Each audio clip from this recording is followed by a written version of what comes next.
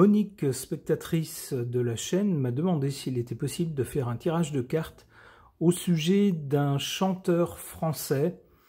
Alors un chanteur qui, ces dernières années, ces dernières décennies, est devenu de plus en plus, on pourrait dire, un activiste, c'est-à-dire quelqu'un qui prend publiquement position pour telle ou telle personne ou telle cause et la défend, quitte à s'attirer parfois des critiques ou des moqueries. De qui s'agit-il? Il s'agit d'un certain Francis. Et si moi je n'ai pas la chèvre ou l'âne, eh bien lui il a l'âne. Haha. Jeu de mots. Alors, que nous dit sa fiche Wikipédia? Alors elle est très très longue, très fournie, je n'ai pas tout imprimé. On peut déjà voir la date de naissance de ce monsieur. Il est né le 8 août 1958 à Bayonne. On nous dit qu'il est chanteur, auteur, compositeur, interprète, également acteur, écrivain et poète. On nous dit qu'il est devenu célèbre, alors je pense qu'il était connu avant, mais il a connu une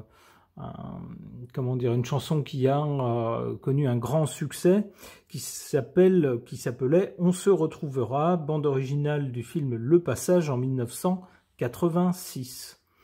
On nous dit qu'il a prêté sa voix en 1996 au personnage de Quasimodo pour la version française du Bossu de Notre-Dame des studios Disney. On nous dit que par la suite, il a pris de nombreuses positions à l'occasion de la pandémie du coco, 20-1.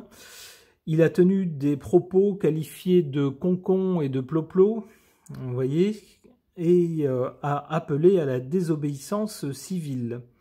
Lors du conflit à l'est de l'Europe, qui est toujours en cours à l'heure actuelle, on nous dit qu'il aurait diffusé des informations mensongères et qu'il relaye des infos qui ne seraient pas vraies sur différents sujets. Bon, je ne suis pas allé vérifier. On nous dit que début février 2023, il a annoncé mettre un terme à sa carrière d'artiste. Il a rejoint l'humoriste controversé Dieudonné pour son spectacle et pour sa liste aux élections européennes, une liste qui s'est appelée France Libre, mais qui, hélas, n'a rassemblé que 0,02% des voix. Alors, on nous parle ensuite de sa biographie, de son contexte familial, c'est très intéressant. On nous dit qu'il est né dans un avion qui ramenait ses parents de Jordanie, et qu'il est issu d'une famille très cosmopolite. Ses grands-parents maternels étaient libanais, ses grands-parents paternels béarnais et basques. Sa mère est née en Uruguay et son père Francis, qui avait 20 ans de plus que son épouse, était diplomate des Nations Unies au Moyen-Orient. Il est le neveu de l'ambassadeur d'Uruguay au Liban. Donc voilà, ensuite on poursuit sur son parcours. C'est quelqu'un qui a vécu plusieurs années en Uruguay dans sa jeunesse avant de revenir en France et de connaître ensuite la carrière de chanteur qu'on lui connaît et puis plus tard de prendre position sur des tas de sujets. Ça va de l'écologie au soutien aux migrants, mais également lors de la pandémie. Eh bien, c'est quelqu'un qui était très sceptique, comme on nous le dit, vis-à-vis de tout ce qui était officiel, etc.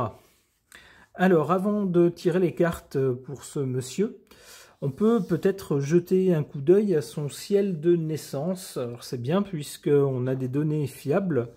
Ça permet de voir comment étaient disposées les planètes autour de la Terre lorsque ce monsieur est né, à l'endroit et à l'heure où il est né. Alors, qu'est-ce qu'on voit sur ce ciel de naissance? On voit le soleil ici dans le signe du lion. Alors, le signe du lion, souvent, est associé à tout ce qui est divertissement, spectacle, personnes qui se voient, qui font la une. Ça peut être aussi un signe de pouvoir. C'est pas un signe qui aime être discret, c'est plutôt quelqu'un qui aime être vu. Enfin, ce signe-là aime être vu. On nous parle également, dans le meilleur des cas, pour le signe du lion, de cœur, c'est-à-dire qu'on veut être aimé, mais pour de bonnes raisons, c'est-à-dire qu'on est sensible au sort des autres, et on n'hésite pas à les défendre lorsqu'il le faut, à utiliser sa force, sa notoriété, son argent, etc., pour défendre les causes qui nous semblent justes.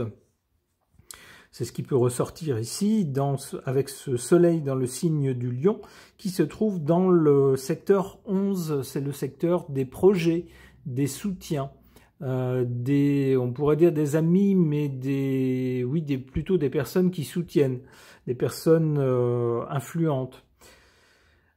On a également dans ce ciel de naissance le milieu du ciel en Gémeaux.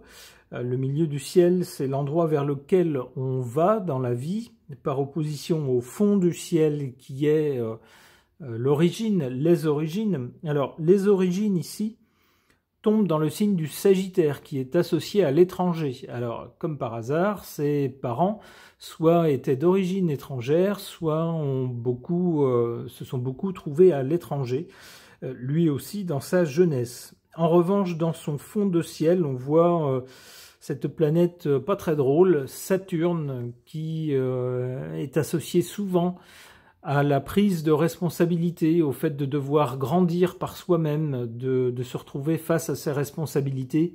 Ça peut être suite à un deuil, ça peut être suite à des conditions difficiles, ça peut être avec un entourage, avec des personnes pas très aimables, assez dures, ça peut être ça.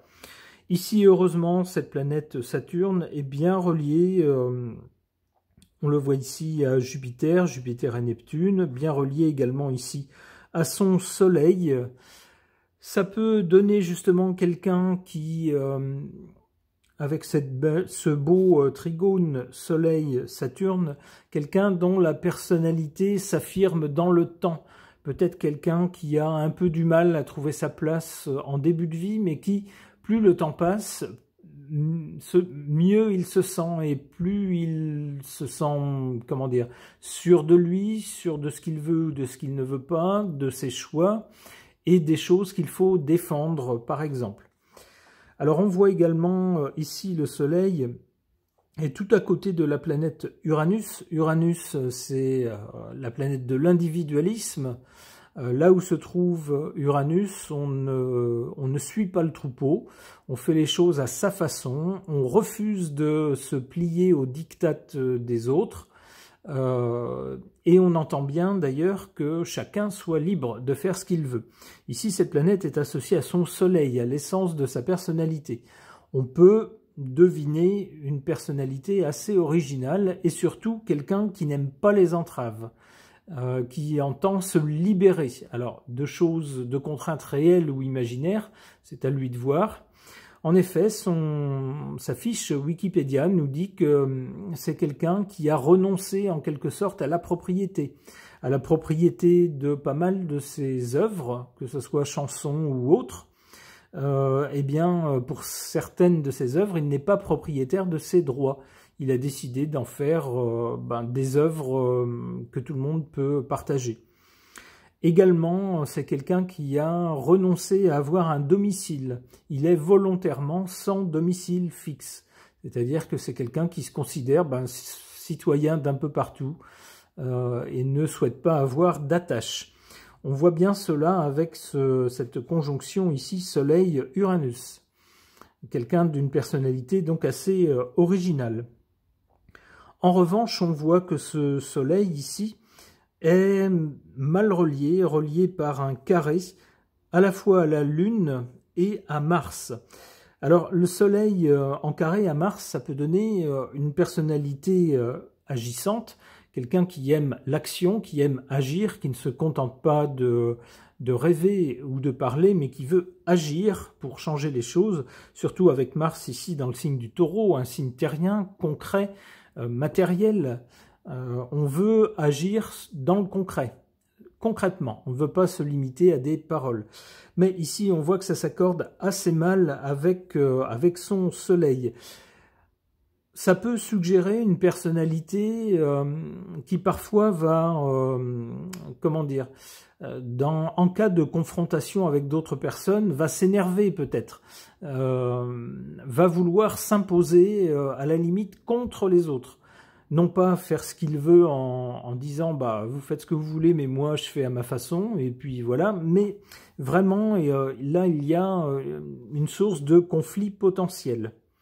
Alors la Lune également ici qui est en carré avec le Soleil peut suggérer, alors la Lune ça pourrait être le public, et là le Soleil, lui, le cœur de sa personnalité, la Lune représentant un groupe de gens, ça peut représenter aussi l'archétype féminin dans le thème d'un homme.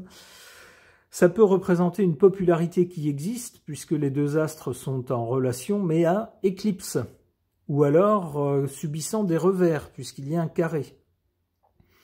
Alors on peut y voir par exemple ces prises de position, qui lui ont valu pas mal soit de critiques, soit de sarcasme, soit même de mots très méchants de la part d'une partie de la population. Alors évidemment, il y aura toujours des gens pour le soutenir, et tant mieux, ma foi. Donc voilà ce qu'on peut dire ici. En revanche, on a un bel aspect entre justement donc la Lune, qui peut représenter le public, et ici la planète Vénus, qui est dans le secteur 10, le secteur de la carrière, donc de l'endroit où l'on va. Vénus peut représenter, alors c'est la sensibilité à tout ce qui est beau, tout ce qui est bon, tout ce qui est agréable. Ça peut être ce qu'on peut goûter, ce qu'on peut toucher, ce qu'on peut entendre, ce qu'on peut voir. Également les sentiments qu'on peut ressentir, ça peut être le sens des formes, des couleurs. Avec Vénus, évidemment, il est question aussi de sens artistique. Et bien ici, cette planète est bien reliée à la Lune qui représente la popularité. Donc pour un artiste comme lui, c'est très bien, d'autant plus que Vénus est dans le secteur de son secteur professionnel, si vous voulez. Donc ça tombe vraiment bien pour un artiste. Qu'est-ce qu'on peut voir d'autre dans ce ciel de naissance? On peut voir ici, dans le secteur de Jupiter, la planète Jupiter qui nous parle de choses qui se développent, qui grossissent, qui dépassent certaines limites, qui s'enrichissent aussi. Justement dans le secteur des biens matériels. Alors ça peut être l'argent que l'on gagne, ça peut être les dons qu'on a. Avec Jupiter dans ce secteur, on pourrait penser que eh ben justement, les dons, on les fait fructifier, on en fait quelque chose, ou alors qu'ils grandissent. D'autant plus que Jupiter est associé à Neptune. Alors avec Neptune, en plus, on a une certaine poésie, une inspiration.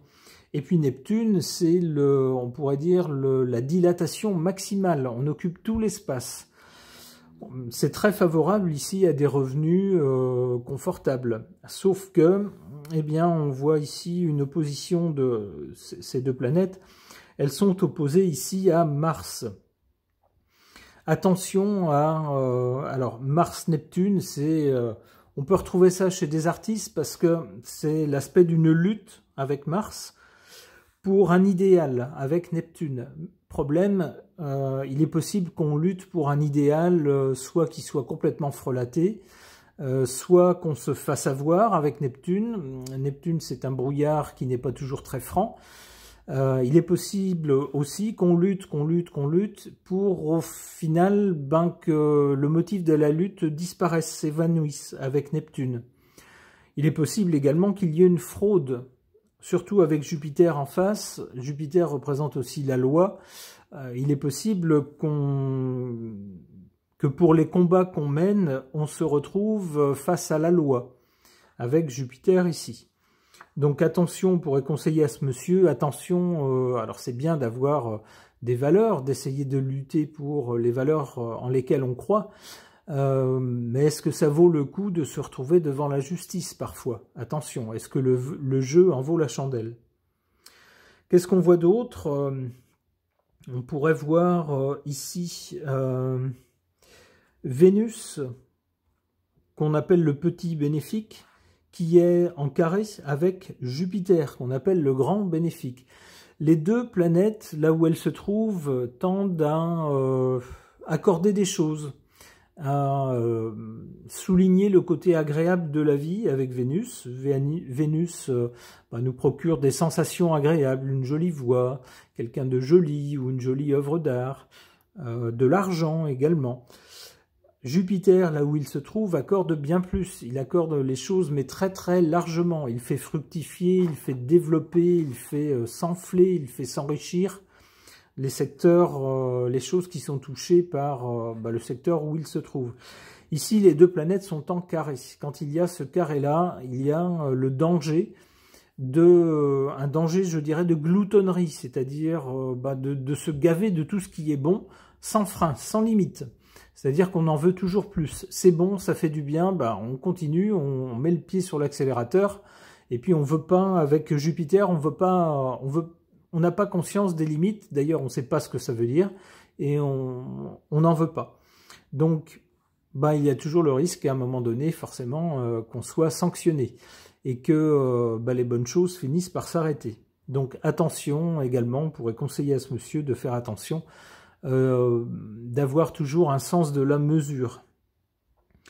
Qu'est-ce qu'on voit d'autre également? On voit ici que le secteur 12, qui est le secteur de l'isolement, ça peut être les grandes épreuves de la vie, ça peut être soit la prison ou un hôpital ou un endroit où on fait des recherches, un lieu fermé, clos, où l'on est isolé.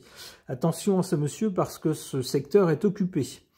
Il est occupé par quelle planète? Mercure, ici, dans le signe de la Vierge. Et Pluton. Pluton qui pourrait signer malheureusement un décès dans un endroit obscur, isolé. Un décès dans un endroit où l'on est seul, par exemple. Que dire d'autre à propos de ce ciel de naissance? Je pense qu'on a à peu près fait le tour. On voit ici un bon aspect entre Mercure. Alors Mercure est associé à Pluton. On a donc un esprit, puisque Mercure représente le mental, mais également tout ce qui est langage. Ça peut être langage écrit, langage parlé, langage comportemental. Donc cette planète, Mercure ici, est associée à Pluton. Pluton qui plonge dans les profondeurs, dans l'inconscient. On a quelqu'un donc qui aurait un esprit très pénétrant. Quelqu'un qui serait capable de deviner dans les mots des gens, dans les comportements des gens, leur motivation assez profonde, d'autant plus que cette conjonction est bien reliée ici par un sextile à Neptune. Alors Jupiter d'une part, mais également Neptune.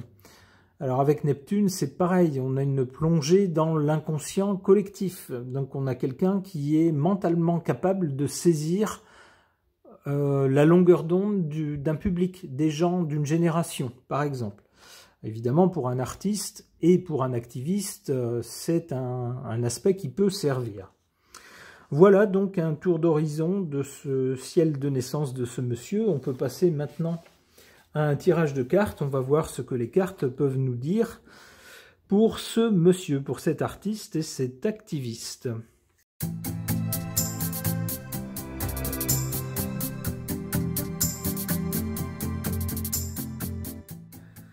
Alors, que suggèrent ces cartes? D'abord, du côté du passé, avec l'ermite, on nous dit que ce monsieur a déjà, alors, bon, c'est pas quelqu'un qui est un vieillard à l'âge qu'il a, mais cette carte nous dit que c'est quelqu'un qui a déjà pas mal roulé sa bosse, qui a connu déjà une vie bien remplie, longue, et avec ce personnage de l'ermite, on peut penser à quelqu'un qui n'a pas forcément toujours eu la vie très facile. Mais en revanche, avec l'ermite, ça aura été quelqu'un d'authentique.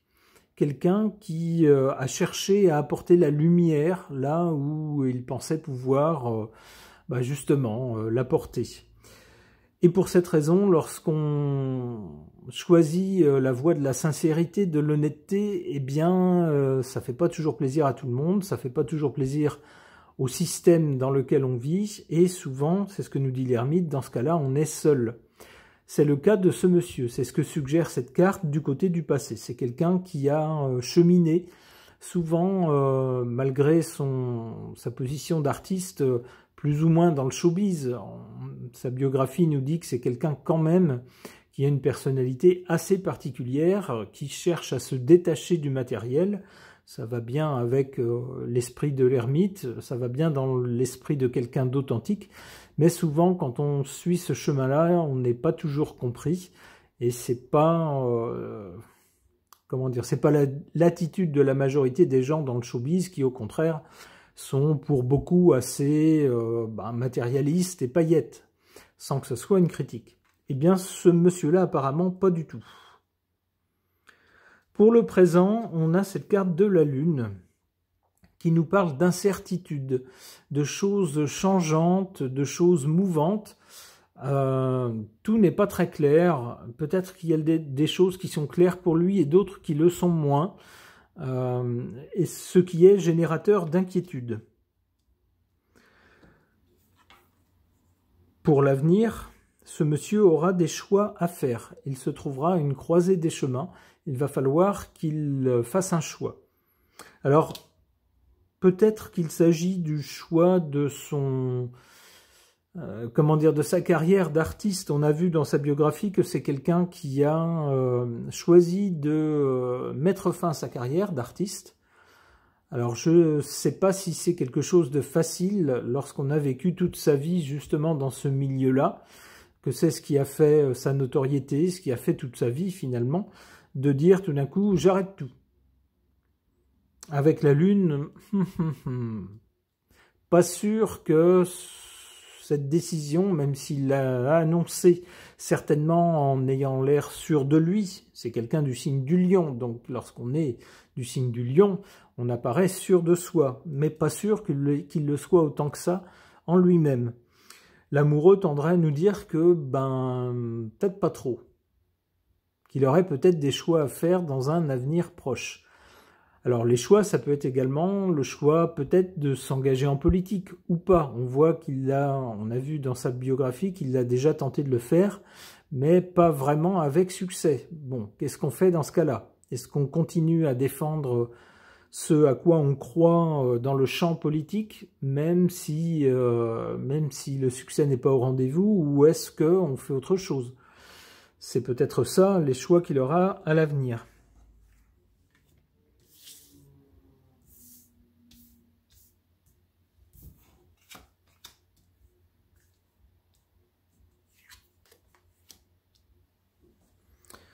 Alors, des cartes très intéressantes en faveur et en défaveur de ce monsieur. En sa défaveur, on a la carte du mat qui nous dit que c'est quelqu'un qui parfois a eu une attitude trop personnelle, trop originale et qui a été vu, plus qu'original, qui a été vu comme excentrique. Alors, lorsqu'on qualifie quelqu'un d'original, souvent, on a de la complaisance pour cette personne, on le voit d'un bon œil, on se dit c'est un original, mais dans le fond, on se dit qu'il en faut des gens comme ça. Ça apporte un vent d'air frais, ça fait réfléchir aux choses et aux gens, on voit les choses autrement. Quand on parle de quelqu'un d'excentrique, c'est que c'est quelqu'un qui va trop loin et dont on ne comprend plus le comportement, et dont finalement on se moque. C'est un peu ce qui ressort avec cette carte dans cette position. C'est quelqu'un qui peut-être est allé trop loin dans certaines prises de position, dans certains actes, et finalement ça ne passe plus. Son originalité ne passe plus, et on le critique et on le moque. En revanche, on a en carte favorable l'étoile.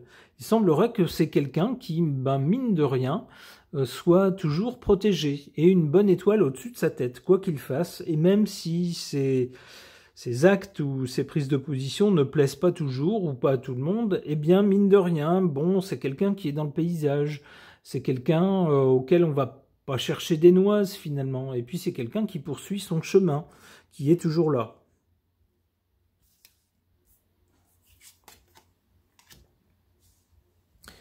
Alors, à l'avenir, donc, avec l'amoureux, des choix à faire, des décisions à prendre, des hésitations, Et puis cette carte de la force, c'est peut-être quelqu'un qui choisira de tenir tête à quelque chose ou à quelqu'un, d'incarner un bras de fer contre quelque chose ou contre quelqu'un, contre un pouvoir peut-être, contre certaines puissances.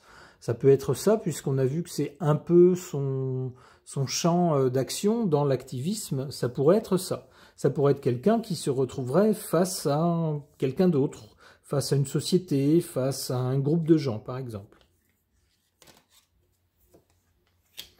Aïe, la justice. Alors si lui prétendra faire les choses en se disant bah, « je fais ce que je pense être juste », d'où la justice, attention à ce que ce monsieur ne se retrouve pas dans l'illégalité et puis face à des tribunaux. C'est la menace qu'il y a avec cette carte-là. Allez, une dernière carte. La tempérance. Bon, si jamais il en arrive là, je me fais pas trop de soucis pour lui avec la tempérance. Il semblerait que, bon, il sera peut-être mis devant les tribunaux parce que on lui fera les gros yeux, quoi. Pour dire, bah, c'est bien beau de défendre ce en quoi on croit, mais attention à ne pas trop dépasser au-delà de la légalité, des limites de l'acceptable au point de vue légal. Parce que là, on vous rappellera à l'ordre. Pas méchamment, avec la carte de la tempérance, mais on vous rappellera à l'ordre. Apparemment, avec cette carte de la tempérance, ensuite, il aura bien compris la leçon. C'est quelqu'un qui, sans doute, ensuite, tempérera ses propos ou ses actes en se disant « attention, jusqu'où ne pas aller trop loin ». Eh bien, on espère que ce monsieur connaîtra un avenir brillant, qu'on continuera à l'entendre et à le voir dans les actualités. Alors, c'est quelqu'un qui a un point de vue original, qui ne plaît pas à tout le monde, qui ne plaît pas tout le temps, mais il en faut des gens comme ça, justement, pour vivre dans une société où on entend tout un tas de points de vue différents. Ça aide à réfléchir et ça aide à se faire soi-même son propre point de vue. Ce tirage de cartes est maintenant terminé, de même que ce survol du ciel de naissance de ce monsieur. Merci de les avoir suivis.